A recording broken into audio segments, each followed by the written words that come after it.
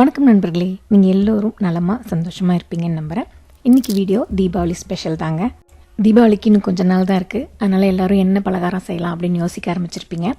இன்றைக்கி வீடியோவில் நான் யூஸ்வலாக தீபாவளிக்கு என்னென்ன மாதிரி பலகாரம் செய்வேங்கிறது தான் ஷேர் பண்ணியிருக்கேன். மெயினாக இந்த வீடியோவில் கார வகைகள் ரெசிபி தான் நான் ஷேர் பண்ணியிருக்கேன். இந்த முறுக்கு, எல்லடை, மிக்சர் அந்த மாதிரி ரெசிபிஸ் தான் போட்டிருக்கேன். எல்லாமே பார்த்திங்கன்னா மோஸ்ட்லி குயிக்காக செஞ்சிடலாம், சிம்பிள் ரெசிபி தான். இது எல்லாத்தையும் பார்த்துட்டு ஓகே இந்த ஒரு 2-3 பலகாரம் வந்து நம்ம குயிக்காக செஞ்சிடலாம் அப்படின்னு நினைக்கிறீங்களோ அதை நிச்சயம் ட்ரை பண்ணி பாருங்கள். ஸ்வீட் வெரைட்டிஸ்லாம் நான் இன்னொரு வீடியோவில் போடுறேன். எல்லாத்தையும் செஞ்சு இந்த தீபாவளியை சந்தோஷமாக கொண்டாடுங்க. வாங்க இப்போ ரெசிபிக்குள்ளே போகலாம். இப்போ ஃபஸ்ட்டு நம்ம பொட்டுக்கடலை முறுக்கு எப்படி செய்கிறதுன்னு பார்க்கலாம். பொதுவாக இதில் மிளகாலாம் சேர்க்க மாட்டாங்க, ஆனால் இன்றைக்கி நம்ம கொஞ்சம் காரமாக செய்ய போகிறோம். இதுக்கு கடையில் ரெடிமேடாக வாங்கின அரிசி மாவு தான் நான் யூஸ் பண்ணியிருக்கேன். 1.25 கப் அளவுக்கு அரிசி மாவு எடுத்துக்கோங்க. இது கூட 1/4 cup plus 1 table spoon extra பொட்டுக்கடலை மாவு எடுத்துக்கலாம். ஆனால் நான் இங்கே 1/4 கப்பு பொட்டுக்கடலை மாவு தான் இன்றைக்கி சேர்த்துருக்கேன். பொட்டுக்கடலையை நல்லா அரைச்சி ஜலிச்சிட்டு அதுக்கப்புறம் அளந்து எடுத்துக்கோங்க.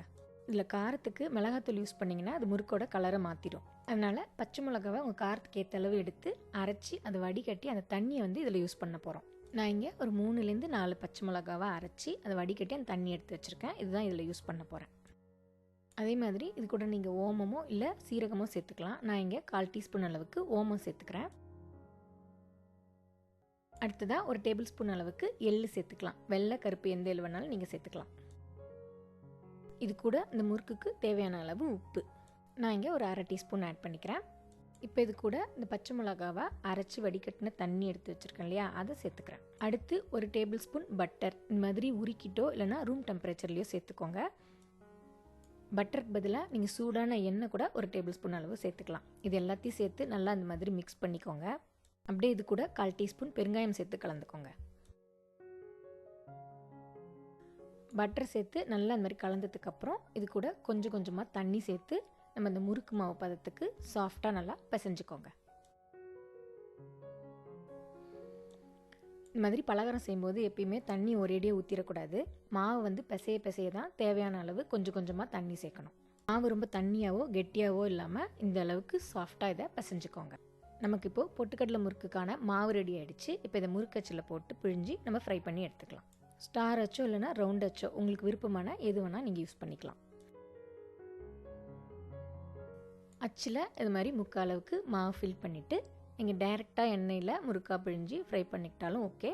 இல்லைன்னா இந்த மாதிரி கரண்டியில் ஃபஸ்ட்டு முறுக்கா பிழிஞ்சிட்டு அதுக்கப்புறம் எண்ணெயில் போட்டு ஃப்ரை பண்ணி எடுத்துக்கலாம். கரண்டியில் பிழிஞ்சிக்கிட்டாச்சு. இப்போ இதை எண்ணெயில் போட்டு பொரிச்சு எடுத்துக்கலாம். நான் இங்கே வானலில் முறுக்கு சுடுறதுக்கு தேவையான அளவு எண்ணெயை மீடியம் ஃப்ளேமில் ஹீட் பண்ணி வச்சுருக்கேன். இப்போ இதில் நம்ம கரண்டியில் பிழிஞ்ச அந்த முறுக்கெல்லாம் போட்டு ஃப்ரை பண்ணி எடுத்துக்கலாம். எண்ணெயில் போட்டு ஒரு 40 to 50 செகண்ட்ஸ் அப்பப்போ திருப்பி விடுங்க. சத்தம் அடங்கி இந்த பபிள்ஸ்லாம் நின்றுடுச்சுன்னா அது ஃப்ரை ஆகிடுச்சுன்னு அர்த்தம். அதுக்கப்புறம் இதை எடுத்துடலாம். இந்த முறுக்கு பார்த்திங்கன்னா லேசாக பொன்னிறமாக ஆகிற வரைக்கும் விடுங்க. அதுக்கு மேலே டார்க்காக விட்டிங்கன்னா அது வந்து தீஞ்ச டேஸ்ட் வந்துடும். அவ்வளோதான். ரொம்ப ஈஸியாக அதே சமயம் சுவையாக கரகர முறுமுறுன்னு பொட்டுக்கடலை முறுக்கு ரெடி ஆகிடுச்சு. இந்த முறுக்கு கொஞ்சம் ஸ்பைஸியாக நல்லா டேஸ்டியாக இருக்கும். அது எவ்வளோ கிறிஸ்பியாக இருக்குன்னு நீங்களே அந்த சத்தத்தை கேட்டு பாருங்கள். இந்த பொட்டுக்கடலை முறுக்கை நீங்களும் வீட்டில் செஞ்சு பாருங்கள். செஞ்சு பார்த்துட்டு உங்களுக்கு எந்த அளவுக்கு பிடிச்சதுன்னு உங்கள் கமெண்ட்ஸை கமெண்ட் செக்ஷனில் கொடுங்க. அடுத்ததான் நம்ம பார்க்க போகிறது பட்டர் முறுக்கு. இது அப்படியே லைட்டான ஒரு பெப்பர் காரத்தில் சூப்பராக இருக்குங்க சாப்பிட்றதுக்கு. நான் இன்றைக்கி 3 கப்பு அரிசி மாவுக்கு செய்ய போகிறேன். அதனால் அதுக்கேற்ற மாதிரி மற்ற பொருளோட அளவெல்லாம் சேர்க்குறேன். ஆனால் உங்களுக்கு 1 கப்பு அரிசி மாவுக்கு என்னென்ன பொருள் எவ்வளோ தேவைன்றது தான் நான் இப்போ சொல்ல போகிறேன். இந்த பட்டர் முறுக்குக்கு 1 கப்பு அரிசி மாவு எடுத்துக்கிட்டிங்கன்னா 2 டேபிள் ஸ்பூன் அளவுக்கு கடலை மாவு எடுத்துக்கோங்க.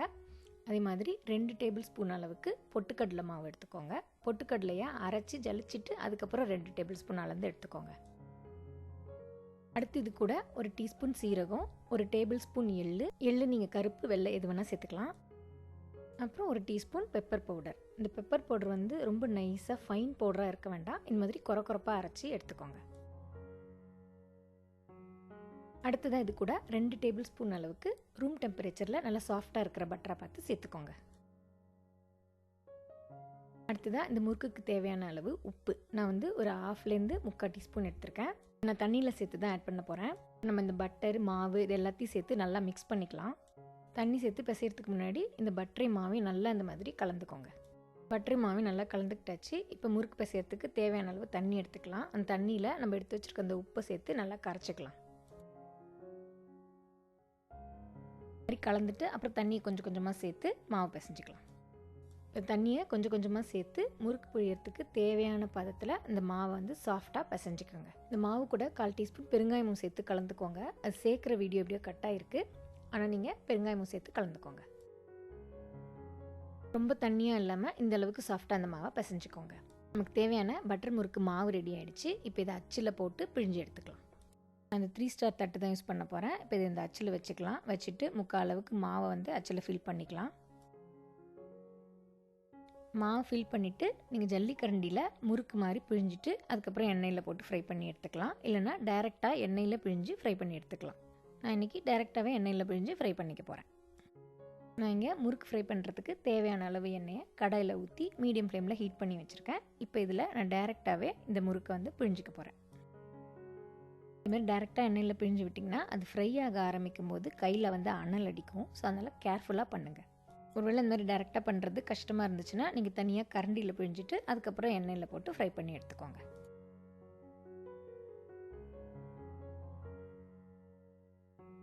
இது மாதிரி பிழிஞ்சிட்டு மீடியம் ஃப்ளேம்லேயே வச்சு அப்பப்போ இந்த மாதிரி திருப்பி விட்டு இதை நல்லா கிறிஸ்பியாக ஃப்ரை பண்ணிக்கோங்க. நல்லா ஃப்ரை ஆகிடுச்சுன்னா அந்த சத்தம் நின்று அந்த பபிள்ஸ் வர்றதும் அடங்கிடும். அதுக்கப்புறம் இதை நீங்கள் எடுத்துக்கலாம். இந்த கலரும் பார்த்திங்கன்னா லைட்டாக கோல்டனாக மாறி இருக்கும். அப்போ இதை எடுத்து டிஷ்யூ பேப்பரில் ட்ரைன் பண்ணிவிடுங்க. கொஞ்சம் ஆற விட்டு அதுக்கப்புறம் சாப்பிட்டிங்கன்னா இந்த பட்டர் முறுக்கு நல்லா டேஸ்டியாக கிறிஸ்பியாக சூப்பராக இருக்கும். அவ்வளோதாங்க, எள்ளு மிளகுலாம் போட்டு நல்ல சூப்பரான ஃப்ளேவரில் பட்டர் முறுக்கு ரெடி ஆகிடுச்சு. பாருங்கள் இது எவ்வளோ கிறிஸ்பியாக சூப்பராக இருக்குன்னு. ரொம்ப ஈஸியாக சிம்பிளாக இருந்துச்சா இந்த பட்டர் முறுக்கு ரெசிபி. ஸோ நீங்களும் இதை ட்ரை பண்ணி பாருங்கள். ட்ரை பண்ணி பார்த்துட்டு உங்கள் கமெண்ட்ஸை கமெண்ட் செக்ஷனில் எனக்கு கொடுங்க. நம்ம அடுத்ததாக ராகி மாவோட கொஞ்சமாக மிளகாத்தூள் சேர்த்து அந்த ஃப்ளேவரில் ராகி முறுக்கு எப்படி செய்யுதுன்னு பார்க்கலாம். இப்போ இந்த முறுக்குக்கான மாவு பிசைஞ்சிக்கலாம். 1 கப்பு கேழ்வரகு மாவு, நான் கடையில் வாங்கினா ரெடிமேட் மாவு தான் யூஸ் பண்ணியிருக்கேன். இது கூட 1/4 கப்பு அரிசி மாவு. அரிசி மாவு கொஞ்சமாவது சேர்க்கணும், அப்போ தான் உங்களுக்கு முறுக்கு நல்லா கிறிஸ்பியாக வரும்.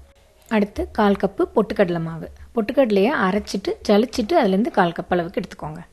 நீங்கள் அரிசி மாவே வேணான்னு நினச்சா பொட்டுக்கடலை மாவே 1/2 கப்பு போட்டு பண்ணலாம். பட் ரெண்டும் கலந்து பண்ணிங்கன்னா அது ஒரு விதமான டேஸ்ட்டாக இருக்கும், நல்லாயிருக்கும்.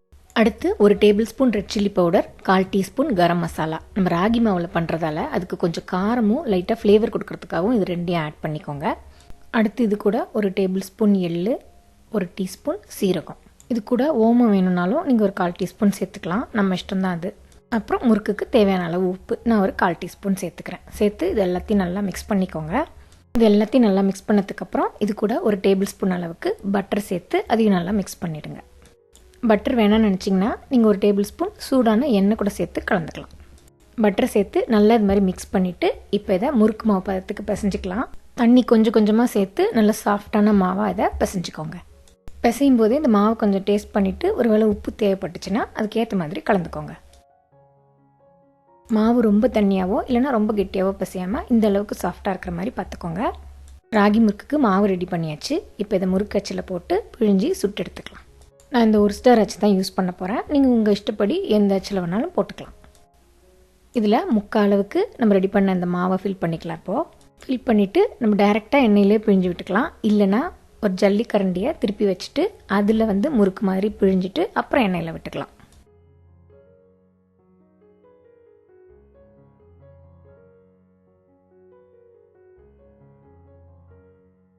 இது மாதிரி புழிஞ்சிட்டு இப்போ இதை எண்ணெயில் போட்டு பொரிச்சு எடுத்துக்கலாம்.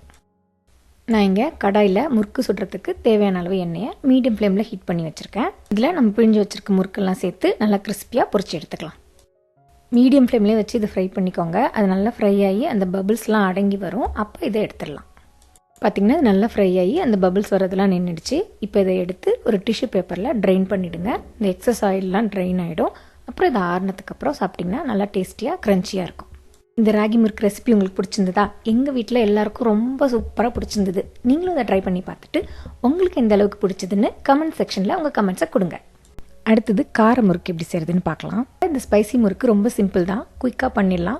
இப்போ முதல்ல இதுக்கு தேவையான மாவு பிசைஞ்சிக்கலாம். இதுக்கு அரிசி ஊற வச்சு காய வச்சுலாம் ரெடி பண்ணணும்னு அவசியம் இல்லை. கடையில் வாங்கின மாவில் இது சூப்பராக வரும். நான் இங்கே 1 கப்பு அரிசி மாவு, கடையில் வாங்கின அரிசி மாவு தான் யூஸ் பண்ணியிருக்கேன். இது கூட 2 டேபிள் ஸ்பூன் பொட்டுக்கடலை மாவு, பொட்டுக்கடலையை அரைச்சி ஜலிச்சு 2 டேபிள் ஸ்பூன் அளவுக்கு எடுத்துக்கோங்க. அடுத்து 2 டேபிள் ஸ்பூன் உளுத்த மாவு. உளுத்த மாவு கடையில் ரெடிமேடாக கிடைக்கிது. அது கிடைக்கலன்னா அது கலர் மாறாத அளவுக்கு அதை வறுத்துட்டு அரைச்சி ஜலிச்சு 2 டேபிள் ஸ்பூன் அளவுக்கு எடுத்துக்கோங்க. நான் இங்கே கடையில் வாங்கின ரெடிமேட் உளுத்து மாவு தான் யூஸ் பண்ணியிருக்கேன். அடுத்து உங்கள் காரத்துக்கு ஏற்ற மாதிரி மிளகாத்தூள் நான் இங்கே 3 டீஸ்பூன் சேர்த்துருக்கேன். உங்களுக்கு இன்னும் கொஞ்சம் ஸ்பைஸியாக வேணும்னா நீங்கள் இன்னும் 2 டீஸ்பூன் எக்ஸ்ட்ரா சேர்த்துக்கலாம். இது கூட 1/4 டீஸ்பூன் ஓமம், 1/4 டீஸ்பூன் சீரகம், அடுத்து 1 டேபிள் ஸ்பூன் எள்ளு, வெள்ளை கருப்பு எது வேணால் நீங்கள் இதை சேர்த்துக்கலாம். நான் 2 கலந்த மாதிரி எடுத்திருக்கேன். அடுத்து இந்த முறுக்குக்கு தேவையான அளவு உப்பு நான் 1/4 டீஸ்பூன் அளவுக்கு எடுத்திருக்கேன். இதை நான் மாவோட டைரெக்டாக சேர்க்க போகிறதில்ல. முறுக்கு பிசைகிற தண்ணியிலே இதை கலந்துட்டு அந்த தண்ணியை ஊற்றி பிசைஞ்சிக்க போகிறேன். நீங்கள் மாவோடையும் கலந்துக்கலாம், அது உங்கள் சாய்ஸ் தான். அடுத்து 1 டேபிள் ஸ்பூன் சாஃப்டான பட்டர் நல்லா ரூம் டெம்பரேச்சரில் எடுத்துக்கோங்க. இந்த பட்டரை அந்த மாவோட சேர்த்து நல்லா அந்த மாதிரி கலந்து விட்டுக்கோங்க. நான் 3 கப் அளவுக்கு சேர்க்க போகிறேன். அதனால் அதுக்கேற்ற அளவு மாவும் மற்ற பொருளையும் சேர்த்து கூட கலந்துக்கிறேன். உப்பும் அதுக்கேற்ற அளவுக்கு எடுத்து நான் தண்ணியில் கரைச்சிக்கிட்டேன். இப்போ இந்த தண்ணியை இந்த மாவு கூட சேர்த்து முறுக்கு மாவு பதத்துக்கு நம்ம மாவை பிசைஞ்சிக்கலாம்.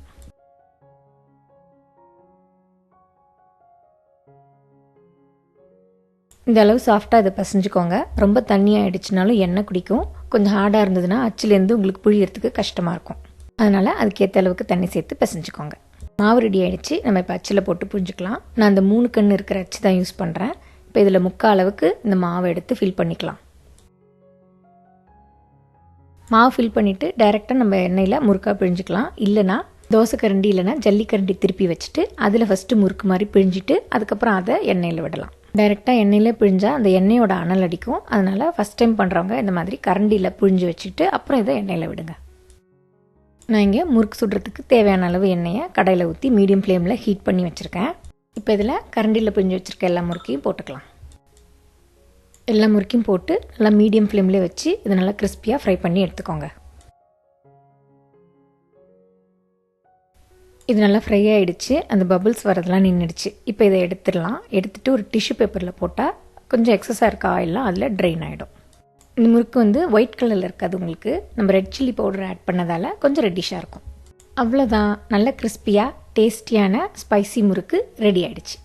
உங்களுக்கு இந்த ரெசிபி பிடிச்சிருந்ததுன்னா இந்த சிம்பிளான காரமான முறுக்கை நீங்களும் வீட்டில் ட்ரை பண்ணி பாருங்கள். ட்ரை பண்ணி பார்த்துட்டு உங்கள் கமெண்ட்ஸை கமெண்ட் செக்ஷனில் ஷேர் பண்ணுங்கள். அடுத்ததான் நம்ம கேழ்வரகு மாவு வச்சு தட்டை எப்படி செய்கிறதுன்னு பார்க்கலாம். கடையில் ரெடிமேடாக கிடைக்கிற கேழ்வரகு மாவு வச்சு நல்லா மொறுமொறுன்னு இந்த தட்டை செய்யலாம். இப்போ முதல்ல இந்த தட்டைக்கு தேவையான மாவு ரெடி பண்ணிக்கலாம். இதுக்கு 1 கப்பு கேழ்வரகு மாவு எடுத்துக்கோங்க. இது கூட 1/2 கப் அளவுக்கு பொட்டுக்கடலை மாவு எடுத்துக்கோங்க. பொட்டுக்கடலையை அரைச்சி நல்லா ஜலிச்சுட்டு அதுக்கப்புறம் 1/2 கப் அளந்து எடுத்துக்கோங்க. இது கூட 2 டேபிள் ஸ்பூன் அளவுக்கு அரிசி மாவு சேர்த்துக்கலாம். அரிசி மாவு ஆப்ஷனல் தான், நீங்கள் வேண்டாம்னு நினச்சிங்கன்னா அதை அவாய்ட் பண்ணிடலாம். சேர்க்கலனாலும் தட்டை நல்லா கிறிஸ்பியாக வரும். அது ஒரு எக்ஸ்ட்ரா டேஸ்ட்டுக்காக தான் சேர்க்குறது. அடுத்து 1 டேபிள் ஸ்பூன் அளவுக்கு எள்ளு, 1/2 டேபிள் ஸ்பூன் கடலைப்பருப்பு. இந்த கடலைப்பருப்பை நல்லா கழுவிட்டு ஒரு 20 மினிட்ஸ் ஊற வச்சு இந்த தண்ணியை வடிச்சிட்டு அதுக்கப்புறம் இது கூட சேர்த்துக்கோங்க. அப்புறம் கொஞ்சம் கருவேப்பிலை. அடுத்து இந்த தட்டைக்கு காரமும் ஃப்ளேவரும் கொடுக்கறதுக்கு காஞ்ச மிளகாவையும் பூண்டையும் கொரகொரப்பாக அரைச்சி சேர்த்துக்க போகிறோம். உங்கள் காரத்துக்கு ஏற்ற மாதிரி ஒரு 4லேருந்து 5 காஞ்ச மிளகா எடுத்துக்கலாம். பூண்டு ஒரு 6லேருந்து 7 பல் எடுத்துக்கோங்க. இது நல்லா மழமழன்னு ஃபைன் பேஸ்ட்டாக அரைக்க தேவையில்லை. ஒன்றும் பாதியமாக இந்த மாதிரி அரைச்சிக்கிட்டா போதும். அதே மாதிரி பூண்டோட தோலையும் எடுக்கணும்னு அவசியம் இல்லை, அப்படியே அரைச்சிக்கலாம். இந்த அரைச்ச பேஸ்ட்டையும் இது கூட சேர்த்துக்கலாம். அடுத்து இதில் 1/2 டீஸ்பூன் மிளகுத்தூளும் 1/4 டீஸ்பூன் பெருங்காயத்தூளும் சேர்த்துக்கோங்க. அடுத்து இந்த தட்டைக்கு தேவையான அளவு உப்பு சேர்த்துக்கோங்க. ஒருவேளை நீங்கள் காஞ்ச மிளகாவும் பூண்டும் வேணான்னு நினச்சிங்கன்னா உங்கள் காரத்துக்கு ஏற்ற மாதிரி பெப்பர் பவுடரை இன்னும் கொஞ்சம் அதிகமாக சேர்த்து நீங்கள் பிசைஞ்சிக்கலாம். இது எல்லாத்தையும் சேர்த்து நல்லா மிக்ஸ் பண்ணிவிட்டு இது கூட ஒரு 1/2 டேபிள் ஸ்பூன் அளவுக்கு கொஞ்சம் சூடான எண்ணெயை சேர்த்து நல்லா பிசைஞ்சிக்கோங்க.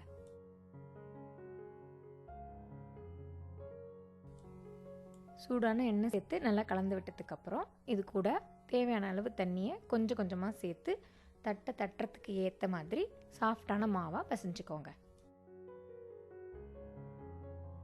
இப்போ கொஞ்சம் கொஞ்சமாக தண்ணி சேர்த்து நல்லா சாஃப்டான மாவாக பிசைஞ்சாச்சு. இப்போ இதை உங்களுக்கு எந்த சைஸ்க்கு தட்டை வேணுமோ அதுக்கேற்ற மாதிரி இந்த மாதிரி சின்ன சின்ன உருண்டையாக உருட்டி வச்சுக்கோங்க.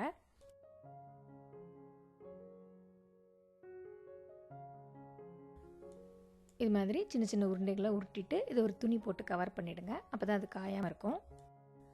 அடுத்து இந்த மாதிரி ஒரு பாலித்தீன் கவரோ இல்லைனா வாழை இலையோ எடுத்துகிட்டு அதில் ஒரு 2 சொட்டு எண்ணெய் தடவிட்டு நம்ம உருண்டி வச்ச அந்த உருண்டையை மெல்லிசாக தட்டிக்கலாம். இல்லைனா பூரி அமுக்கிற கட்டை யூஸ் பண்ணி தட்டிக்கலாம். அது இன்னும் கொஞ்சம் ஈஸியாக இருக்கும். பூரி ப்ரெஸ்ஸில் இந்த பாலித்தீன் கவர் அந்த மாதிரி வச்சுட்டு இதில் ஒரு 2 சொட்டு எண்ணெய் ஊற்றி நல்லா தடவிக்கோங்க. அப்புறம் நம்ம உருண்டி வச்ச உருண்டையில் ஒன்று எடுத்து இதில் வச்சுட்டு இது மேலே இன்னொரு கவரை வச்சுக்கோங்க. இன்னொரு கவர் இது மேலே வச்சுட்டு நம்ம பூரிக்கு ப்ரெஸ் பண்ணுற மாதிரி இதை ப்ரெஸ் பண்ணிக்கோங்க.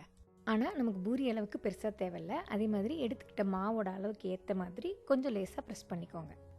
இது மாதிரி ப்ரெஸ் பண்ணி எடுத்துக்கிட்டிங்கன்னா உங்களுக்கு ஈவனாக மெலிசாக அந்த தட்டை கிடைக்கும். ரெடி பண்ண எல்லா தட்டையும் நம்ம எண்ணெயில் பொரிச்சு எடுக்கிற வரைக்கும் ஒரு தட்டில் மெலிஸ் துணி விரிச்சிட்டு அதில் போட்டு வைங்க. நிறைய குவான்டிட்டி செய்கிறீங்கன்னா இது மேலேயும் ஒரு துணி போட்டு வச்சிங்கன்னா அது பொரிக்கிற வரைக்கும் காயாமல் இருக்கும். அதே மாதிரி தட்டினதுக்கப்புறம் ஃபோர்க்கால் அந்த மாதிரி லைட்டாக ப்ரெஸ் பண்ணி விட்டிங்கன்னா எண்ணெயில் பொரிக்கும் போது அது உப்பிட்டு வராது. இப்போ இது எல்லாத்தையும் ஃப்ரை பண்ணி எடுத்துக்கலாம். நான் இங்கே பொரிக்கிறதுக்கு தேவையான அளவு எண்ணெயை வானலில் ஊற்றி மீடியம் ஃப்ளேமில் சூடு பண்ணி வச்சுருக்கேன். இப்போ இது எல்லாத்தையும் இதில் ஃப்ரை பண்ணி எடுத்துக்கலாம். எண்ணெயில் போட்டு நல்லா 2 பக்கமும் திருப்பி விட்டுட்டு அந்த பொரியறது அடங்குற வரைக்கும், அதாவது அந்த பபிள்ஸ்லாம் வர்றது நிற்கிற வரைக்கும் இதை மீடியம் ஃப்ளேம்லேயே வச்சு ஃப்ரை பண்ணி எடுத்துக்கோங்க. இது நல்லா ஃப்ரை ஆகிடுச்சு, அந்த பபிள்ஸ் வர்றதும் நின்றுச்சு. இப்போ இதை எடுத்துக்கலாம். இதை எடுத்து ஒரு டிஷ்யூ பேப்பரில் ட்ரைன் பண்ணிவிட்டு கொஞ்சம் ஆற விட்டு சாப்பிட்டிங்கன்னா நல்லா கிறிஸ்பியாக காரசாரமாக சூப்பராக இருக்கும். இந்த ராகி தட்டை ரெசிபி உங்களுக்கு பிடிச்சிருக்குன்னு நம்புகிறேன். நீங்களும் ட்ரை பண்ணி பார்த்துட்டு உங்கள் கமெண்ட்ஸ் எனக்கு கமெண்ட் செக்ஷனில் கொடுங்க. அடுத்தது நம்ம மசாலா கடலை எப்படி செய்கிறதுன்னு பார்க்கலாம். இந்த மசாலா கடலை நான் டீப் ஃப்ரை பண்ண போகிறதில்ல, ஏர் ஃப்ரையரில் தான் பண்ண போகிறேன். ஏர் ஃப்ரையர் இல்லைனா நீங்கள் ஓவனில் பண்ணலாம், அதுவும் இல்லைனா நீங்கள் ஆயிலே டீப் ஃப்ரை பண்ணிக்கலாம். ஃபஸ்ட்டு இதுக்கு தேவையான மசாலா ரெடி பண்ணிக்கலாம். ஒரு மிக்சிங் பவுலில் 3 டீஸ்பூன் அளவுக்கு மிளகாய் பொடி எடுத்துக்கோங்க. இது கூட 2 டீஸ்பூன் சோம்பு பொடி, 1/2 டீஸ்பூன் கரம் மசாலா, 1 டீஸ்பூன் ஆம்ச்சூர் பொடி, 1/4 டீஸ்பூன் மஞ்சள் பொடி, அப்புறம் இதுக்கு தேவையான அளவு உப்பு, கடைசியாக 1/2 டீஸ்பூன் அளவுக்கு இஞ்சி பூண்டு பேஸ்ட்டு. உங்களுக்கு இஞ்சி பூண்டு பேஸ்ட் யூஸ் பண்ண வேணாம்னு நினச்சிங்கன்னா நீங்கள் அதை அவாய்ட் பண்ணிடலாம். இது எல்லாத்தையும் சேர்த்து நல்லா கலந்து விட்டுக்கோங்க. அதுக்கப்புறம் இதில் 3 கப் அளவுக்கு வேர்க்கடலையை சேர்த்து நல்லா பரட்டிக்கோங்க. நம்ம மிக்ஸ் பண்ணி வச்சுருக்கோம் இல்லையா மசாலா, அது இந்த கடலையில் நல்லா கோட் ஆகணும். அதனால் நீங்கள் கொஞ்சமாக அந்த மாதிரி தண்ணி தெளிச்சிட்டு பரட்டி விட்டிங்கன்னா அது ஈவனாக நல்லா கோட் ஆகிடும். தண்ணி ரொம்ப தெளிச்சிடாதீங்க, ஜஸ்ட் நமக்கு அந்த மசாலா கடலையில் கோட் ஆகணும். அதுக்கு ஏற்ற மாதிரி நீங்கள் தண்ணி தெளிச்சுக்கோங்க. அடுத்தது ஒரு பவுலில் 4 டேபிள் ஸ்பூன் அளவுக்கு கடலை மாவு எடுத்துக்கோங்க. இது கூட 2 டேபிள் ஸ்பூன் அளவுக்கு அரிசி மாவு, இது 2 சேர்த்து ஃபஸ்ட்டு நல்லா மிக்ஸ் பண்ணிக்கோங்க. அதுக்கப்புறம் இதை நம்ம அந்த மசாலா தடவி வச்சுருக்கோம் இல்லையா கடலை, அது கூட கலக்க போகிறோம். மசாலாவை எப்படி கடலையில் ஈவனாக கோட் பண்ணோமோ அந்த மாதிரி தான் அந்த மாவையும் இப்போ பரட்டி விட்டு நல்லா ஈவனாக கோட் பண்ணணும். கொஞ்சம் கொஞ்சமாக சேர்த்து இந்த மாதிரி பரட்டி விடுங்க. வேணும்னா கொஞ்சம் இதுலேயும் தண்ணி தெளிச்சுக்கோங்க. கலந்த மாவு எல்லாத்தையும் போட்டு கடலையில் நல்லா பரட்டியாச்சு. அதனால் எப்படி ஈவனாக கோட்டாயிருக்குன்னு பாருங்கள். இந்த மாதிரி நீங்களும் கலந்து எடுத்துக்கோங்க. இது அப்படியே ஒரு 5-6 நிமிஷம் ஊறட்டும். நம்ம அதுக்குள்ளே ஏர் ஃப்ரையரை ப்ரீஹீட் பண்ணிக்கலாம். 350 டிகிரி ஃபாரன்ஹீட்டுக்கு ஒரு 7 மினிட்ஸ் ஏர் ஃப்ரையரை ப்ரீஹீட் பண்ணிக்கோங்க. ப்ரீஹீட் ஆனதும் லைட்டாக இந்த மாதிரி ஆயில் ஸ்ப்ரிங்கிள் பண்ணி விட்டுட்டு நம்ம ரெடி பண்ணி வச்சுருக்கிற அந்த கடலையை இதில் நல்லா ஈவனாக ஸ்ப்ரெட் பண்ணி விட்டுருங்க. ஓவர்லோட் பண்ணிடாதீங்க. 2 பேட்சாக கூட நீங்கள் பிரித்து பண்ணிக்கலாம். பார்த்தீங்கன்னா உங்களுக்கே தெரியும் நான் ஒரு பேட்சுக்கு எவ்வளோ ஆட் பண்ணி ஈவனாக ஸ்ப்ரெட் பண்ணி விட்டுருக்கேன்னு. இது 350 டிகிரி ஃபாரன்ஹீட்டுக்கு 7 மினிட்ஸ் ரோஸ்ட் பண்ணிக்கோங்க. நீங்கள் ஓவன் யூஸ் பண்ணிங்கன்னா பெரிய பேக்கிங் ஷீட்டில் நல்லா ஈவனாக ஒரே பேட்சாக ஸ்ப்ரெட் பண்ணி ரோஸ்ட் பண்ணி எடுத்துக்கலாம். இப்போ இது 7 நிமிஷம் ரோஸ்ட் ஆகிடுச்சு. வெளியில் எடுத்து லைட்டாக கிளறி விடுங்க. இல்லைனா அந்த பேஸ்கெட்டை ஜென்டிலாக அப்படி ஷேக் பண்ணிவிட்டு திரும்ப உள்ளே வச்சு அதே டெம்பரேச்சருக்கு 3 நிமிஷம் மறுபடியும் ரோஸ்ட் பண்ணி எடுத்துக்கோங்க. மறுபடியும் 3 நிமிஷம் வச்சது முடிஞ்சு நல்லா சூப்பராக கிறிஸ்பியாக ரோஸ்ட் ஆகி வந்திருக்கு பாருங்கள்.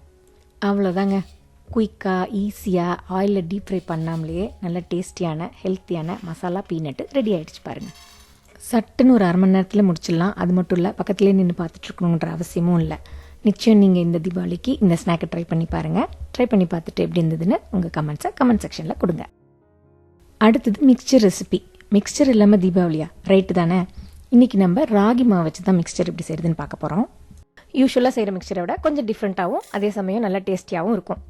தீபாவளி டைம்னு இல்லைங்க, நார்மலாகவே கிட்ஸுக்கு ஈவினிங் ஸ்நாக்காவோ இல்லைனா டீ டைம் ஸ்நாக்காவோ சாப்பிட்றதுக்கு இந்த மிக்சர் ஒரு சூப்பர் ஸ்நாக்குங்க.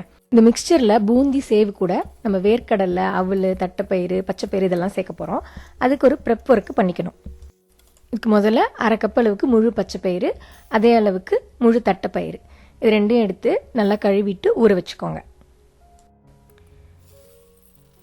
அதே மாதிரி ஒரு 1/2 கப் அளவுக்கு மசூர் தால் தனியாகவும் நீங்கள் பச்சைப்பயிரையும் தட்டைப்பயிரும் ஒன்றாவும் சேர்த்து நல்லா கழுவிட்டு ஒரு 5-6 மணி நேரம் ஊற வச்சுக்கோங்க. நீங்கள் ஓவர் நைட் கூட இதை ஊற வைக்கலாம், அது நல்லா இன்னும் ஊறி வந்திருக்கும். நான் இப்போ ஓவர் நைட் தான் ஊற வச்சு எடுத்துகிட்டு வந்திருக்கேன். பாருங்கள், நல்லா முழுசாக ஊறி வந்திருக்கு. இப்போ இந்த தண்ணியை நல்லா ஈர்த்துட்டு இது ஒரு துணியிலையோ இல்லைன்னா டிஷ்யூ பேப்பர்லேயோ போட்டு ஃபுல்லாக அந்த ஈரப்பதம் போகிற வரைக்கும் இதை காய வச்சு எடுத்துக்கணும்.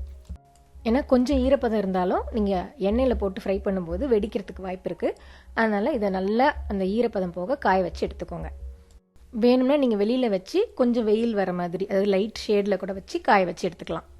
நான் அது ஒரு அரை நாள் லைட் ஷேடில் வச்சு காய வச்சு எடுத்து வச்சுருக்கேன். அடுத்து நம்ம மிக்சருக்கு தேவையான மாவு ரெடி பண்ணிக்கலாம். இதுக்கு 1 கப் அளவுக்கு ராகி மாவு நான் வந்து ஜல்லடையில் அப்படியே ஜலிச்சுக்க போகிறேன். 2 கப் அளவுக்கு கடலை மாவு, அரை கப் அளவுக்கு அரிசி மாவு, 1 டேபிள் ஸ்பூன் மிளகாத்தூள். நீங்கள் உங்கள் காரத்துக்கு ஏற்ற மாதிரி கம்மியாகவோ அதிகமாக சேர்த்துக்கலாம், இல்லை நீங்கள் மிளகாத்தூள் சேர்க்காம கூட விட்டுறலாம். அப்புறம் இதுக்கு தேவையான அளவு உப்பு, இது எல்லாத்தையும் சேர்த்து நல்லா ஜலிச்சு எடுத்துக்கோங்க. இது கூட ஒரு அரை டீஸ்பூன் பெருங்காயமும் சேர்த்துக்கோங்க. மாவை ஜலிச்சு ரெடி பண்ணியாச்சு. இப்போ இந்த மாவில் தான் பூந்தியும் சேவும் நம்ம பொரிக்க போகிறோம். ஸோ பூந்திக்கு வந்து நான் 1 கப் அளவுக்கு இதுலேருந்து எடுத்துக்கிறேன். இப்போ இந்த 1 கப்பு மாவை பூந்திக்கு ஏற்ற மாதிரி கரைச்சிக்க போகிறோம். மீதி இருக்கிற மாவு வந்து நம்ம சேவுக்கு ஏற்ற மாதிரி பிசைஞ்சிக்கலாம். ஃபஸ்ட்டு பூந்தி மாவு கரைச்சிக்கலாம். முதல்ல வந்து ஒரு அரை கப் அளவுக்கு தண்ணி ஊற்றி கட்டி இல்லாமல் அந்த மாவை வந்து நல்லா மிக்ஸ் பண்ணிக்கோங்க. அதுக்கப்புறம் நம்ம பூந்திக்கு ஏற்ற கன்சிஸ்டன்சிக்கு தேவையான அளவு தண்ணி ஊற்றி நல்லா கரைச்சிக்கோங்க. கட்டி இல்லாமல் மாவு நல்லா மிக்ஸ் பண்ணியாச்சு. இப்போ கொஞ்சம் கொஞ்சமாக தண்ணி சேர்த்து நம்ம வந்து இந்த தோசை மாவு பதத்துக்கு, அதாவது இப்படி எடுத்திங்கன்னா இந்த மாதிரி ஃப்ரீ ஃப்ளோ ஆகுது பாருங்கள், இந்த பதத்துக்கு கரைச்சிக்கோங்க. அடுத்து சேவுக்குன்னு எடுத்து வச்சுருந்தோம் இல்லையா மீதி மாவு, அது கூட 1 டேபிள் ஸ்பூன் அளவுக்கு பட்டர் உருக்கிட்டு சேர்த்து நல்லா இந்த மாதிரி கலந்து விட்டுக்கோங்க ஃபஸ்ட்டு. அதுக்கப்புறம் இதில் கொஞ்சம் கொஞ்சமாக தண்ணி சேர்த்து நல்லா அந்த முறுக்கு மாவு பதத்துக்கு பிசைஞ்சிக்கோங்க. வார்ம் வாட்டர் சேர்த்து பிசைஞ்சிங்கன்னா இன்னும் நல்லாயிருக்கும். மாவு வந்து ரொம்ப தண்ணியாக பிசைஞ்சிடாதீங்க, அப்புறம் எண்ணெய் ரொம்ப குடிக்கும். அதே சமயம் உங்களுக்கு புழியும் போது ரொம்ப டைட்டாக இல்லாத மாதிரியும் பிசைஞ்சிக்கோங்க. பூந்தி சேவுக்கான மாவு, அப்புறம் இது கூட வறுத்து சேர்க்க வேண்டிய மற்ற பருப்பு வகைகள் எல்லாமே ரெடியாக இருக்குது. அடுத்தது நம்ம இப்போ ஒன்று ஒன்றா பொரிச்சு எடுத்துக்கலாம். இது பொரிக்கிறதுக்கு தேவையான அளவு எண்ணெய் சூடு பண்ணிக்கோங்க. மீடியம் ஹீட்டுக்கு கொஞ்சம் அதிகமாக ஹீட் வச்சு எண்ணெய் சூடு பண்ணிக்கோங்க. அந்த எண்ணெய் வந்து நல்லா சூடாக இருந்தால் தான் உங்களுக்கு பூந்தி நல்லா மொறு மொறுன்னு வரும். இது மாதிரி பூந்தி கரண்டி இல்லைனா நீங்கள் ஜல்லி கரண்டி கூட யூஸ் பண்ணிக்கலாம். பூந்தி மாவு இந்த மாதிரி கரண்டியில் ஊற்றின உடனே அது எண்ணெயில் விழுந்து உடனே இப்படி எழும்பி வரணும். உங்கள் எண்ணெயோட சூடு வந்து கரெக்டான பதத்தில் இருந்தால் தான் அந்த மாதிரி உங்களுக்கு எழும்பி வரும். எல்லா பூந்தியும் நல்லா கிறிஸ்பியாக பொரிஞ்சு அந்த பொரியறதுலாம் அடங்கி இந்த மாதிரி வரும். அப்போ வந்து நம்ம இது எல்லாத்தையும் எடுத்து ஒரு பேப்பர் டவலில் போட்டு வச்சுட்டிங்கன்னா அந்த எக்ஸஸ் ஆயிலெலாம் வந்து கொஞ்சம் ஃபில்டர் ஆகிடும். அதே மாதிரி ஒரு டைம் நீங்கள் பூந்தி மாவு ஊற்றும் போதும் பூந்தி கரண்டிக்கு பின்னாடி இருக்கிற மாவு நல்லா வழிச்சிட்டு ஒரு இடும் ஊற்றி பொரிச்சு எடுத்துக்கோங்க. இதே மாதிரி மீதி இருக்கிற எல்லா மாவையும் பூந்தியாக பொரிச்சு எடுத்துகிட்டு அடுத்தது நம்ம சேவு பொரிச்சிக்கலாம். சேவுக்கு வந்து நான் அந்த பொடி கண் இருக்கிற அச்சு தான் யூஸ் பண்ணியிருக்கேன். அச்சில் மாவு ஃபில் பண்ணிவிட்டு இந்த மாதிரி ஒரு ஃபுல் ரவுண்டு எண்ணெயில் வந்து சேவு புரிஞ்சுக்கோங்க. அது நல்லா கிறிஸ்பியாக பொரிஞ்சு அந்த பொரியதெல்லாம் அடங்கினதுக்கப்புறம் இதை எடுத்து நம்ம பூந்தி போட்ட மாதிரி இதையும் பேப்பர் டவலில் போட்டுக்கலாம். மீதி இருக்க எல்லா மாவையும் இது மாதிரி சேவாக பொரிச்சு எடுத்துகிட்டு அதுக்கப்புறம் நம்ம பருப்பு வகைகளை பொரிச்சிக்கலாம். இப்போ நம்ம ஊற வச்சு காய வச்சு வச்சுருந்தோம் இல்லையா அந்த பச்சை பயிறு தட்டைப்பயிறு, அதை வந்து பொரிச்சிக்க போகிறோம். இது பார்த்தீங்கன்னா நல்லா வந்து எண்ணெயில் போட்டதும் இந்த மாதிரி பொரிஞ்சு அந்த பொரியறது வந்து அடங்கும். அது வரைக்கும் நீங்கள் இதை பொரிச்சு எடுத்துக்கணும். அப்புறம் இன்னொன்று ரொம்ப கவனமாக இருக்க வேண்டியது, இதில் கொஞ்சம் கூட ஈரப்பதமே இருக்கக்கூடாது. ஈரப்பதம் இருந்துச்சுன்னா உங்களுக்கு வெடிக்கும். ஸோ அது வந்து கொஞ்சம் கவனமாக பார்த்துக்கோங்க. அப்படி உங்களுக்கு எங்கேயோ ஈரப்பதம் இருக்குமோ அப்படின்னு ஒரு டவுட் இருந்துச்சுன்னா நீங்கள் இது பொரிக்கும் போது அந்த எண்ணெய் கிட்ட ஒரு பெரிய மூடியை வச்சு உங்களை கவர் பண்ணிக்கலாம். அப்படிலாம் எனக்கு எந்த ரிஸ்க்கும் வேணாம் அப்படின்னு நினச்சிங்கன்னா நீங்கள் இந்த பச்சை பயிர் தட்டைப்பயிரை அவாய்ட் பண்ணிக்கலாம். ஆனால் இது சேர்த்திங்கன்னா உங்கள் மிக்சருக்கு ஒரு தனி டேஸ்ட்டே கொடுக்கும். அடுத்து நம்ம ஊற வச்சு காய வச்சிருந்து இந்த மசூர் தாலையும் இதே மாதிரி பொரிச்சு எடுத்துக்கலாம். இது பார்த்தீங்கன்னா போட்ட உடனே நல்லா இந்த மாதிரி பொரிஞ்சு அடங்கி வரும். அந்த ஸ்டேஜில் இதை எடுத்துடலாம். அடுத்து அரை கப்பு நான் வேர்க்கடலை சேர்க்க போகிறேன். அதையும் வந்து இது மாதிரி பொரிச்சு எடுத்துக்கலாம்.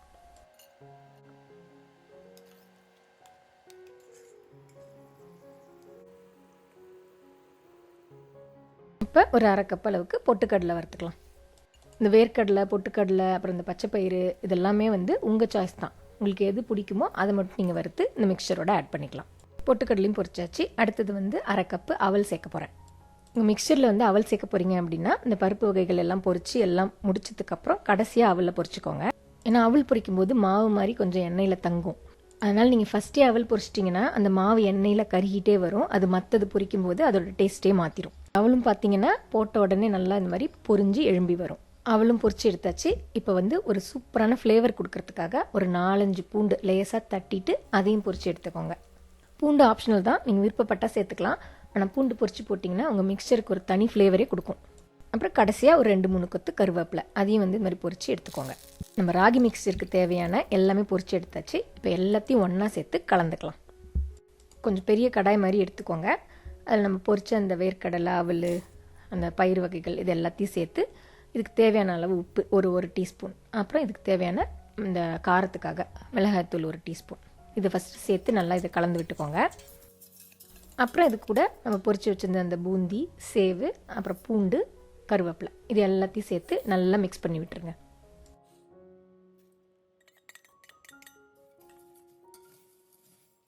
அவ்வளோதாங்க, நல்லா கிறிஸ்பியாக கொஞ்சம் டிஃப்ரெண்ட்டாக சூப்பரான டேஸ்ட்டில் ராகி மிக்சர் ரெடி.